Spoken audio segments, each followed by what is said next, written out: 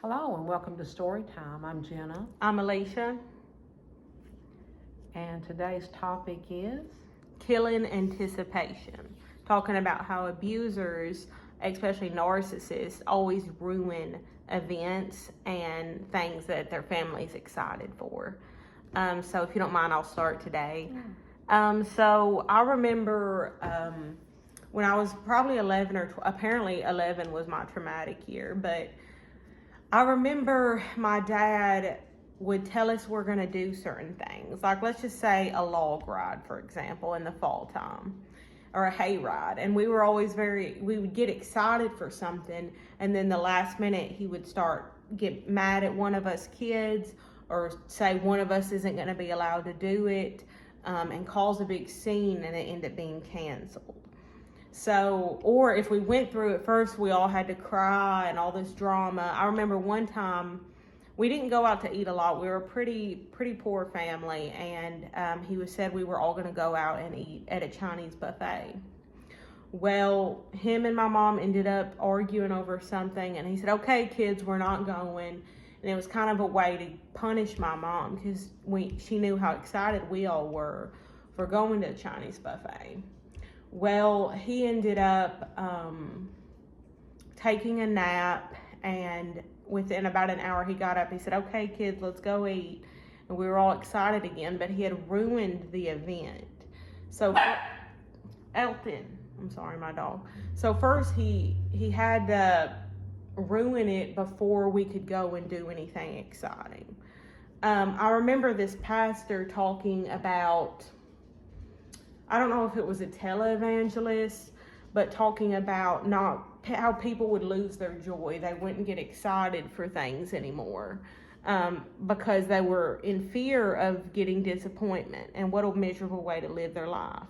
Well, that really set with me because I felt like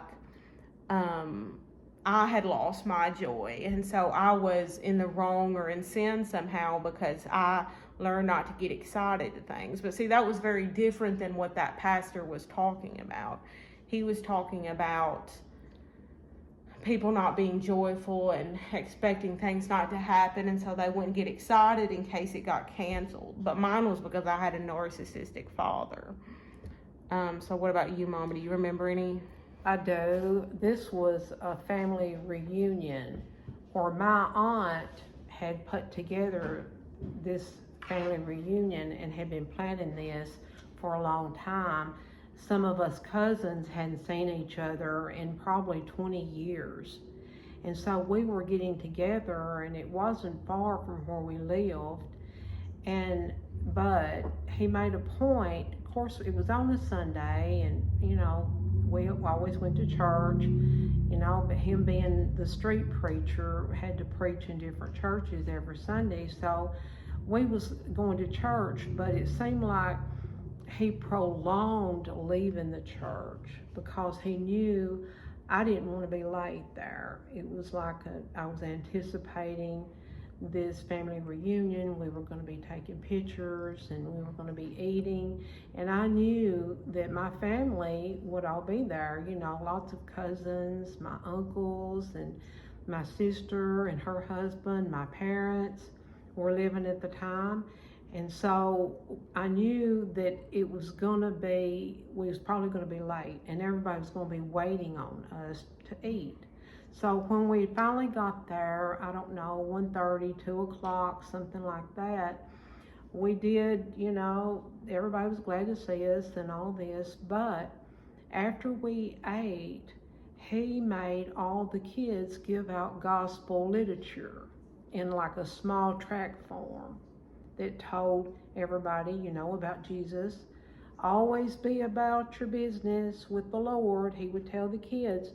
Yes, but don't make the whole thing about him being in charge, him controlling what people were doing there. So everybody had to stop everything and look at the track. And of course, it made them feel like that he didn't think, or we didn't think, they were Christians.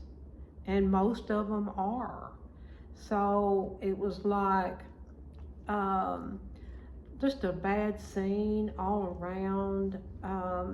Everybody took it and read. Everybody was nice. And then when we did the pictures, well, he was center of all of that and was telling them where to stand and all of this. Even not my kids, but other people, my cousins and stuff, where would be the best place to take the picture. He was getting to be in charge and wasn't in charge. It wasn't his place to do it. But he had a way about doing that. So basically, the whole family reunion was about him. Like it had nothing to do with being about the gospel literature. He didn't care if they read that tract or not. It was a point that his kids were handing it out because he said so. And at her family reunion, it wasn't right. It had nothing to do with God. I'm not even sure my dad ever believed in God. It was about making a scene about him, drawing the attention back to him.